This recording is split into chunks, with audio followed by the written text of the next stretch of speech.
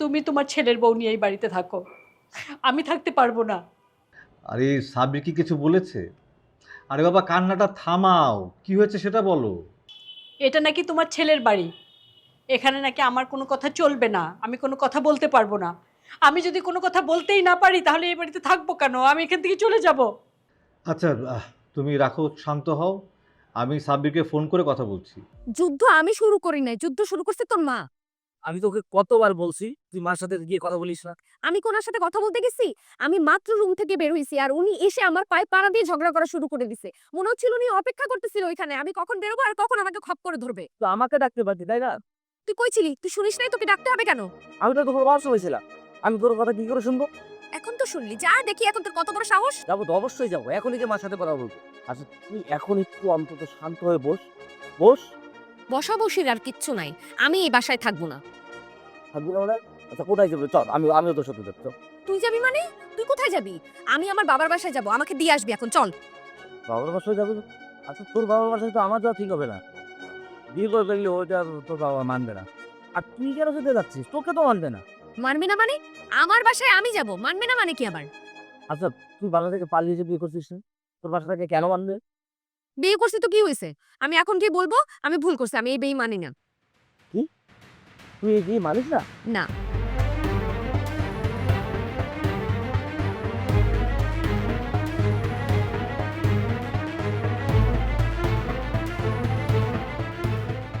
মানার মতো কোনো অবস্থায় আমি নাই। এরকম ছোট লোক মায়ের ছেলেকে আমি মানতে পারবো না। আচ্ছা তুই মার সাথে ঝগড়া করিস, আমাকে কেন মানতে চাচ্ছিস?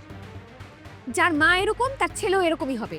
আমি আগে বুঝতে পারি নাই, এই জন্যই মানুষজন দেখে শুনে বিয়ে করতে বলে। মিথিলা তো কিন্তু বেশি বেশি বলে দিচ্ছিস। আমি বললাম তো আমি মার সাথে কথা বলবো। তুই একটু বসতে, শান্ত হবো প্লিজ।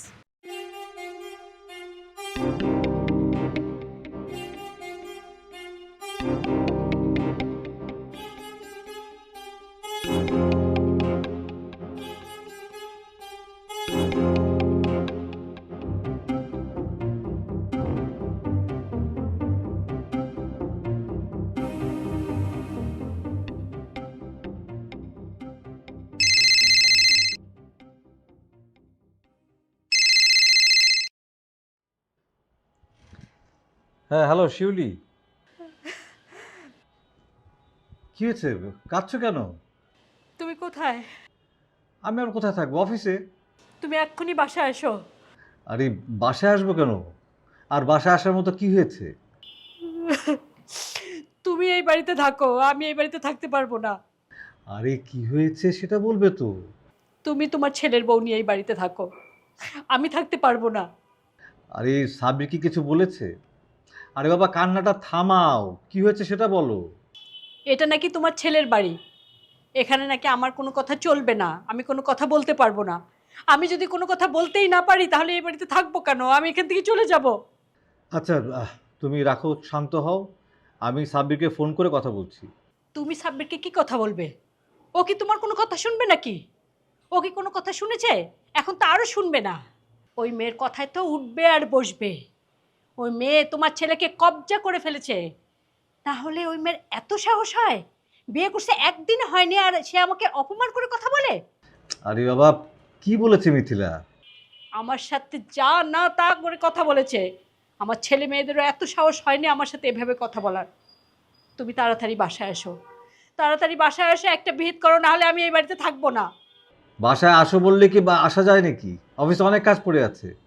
তুমি যদি বাসায় এসে এর একটা বিহিত না করো, ওই মেয়ের বিচার যদি না করো, তাহলে কিন্তু আমি গলায় দড়ি দিব বলে দিচ্ছি।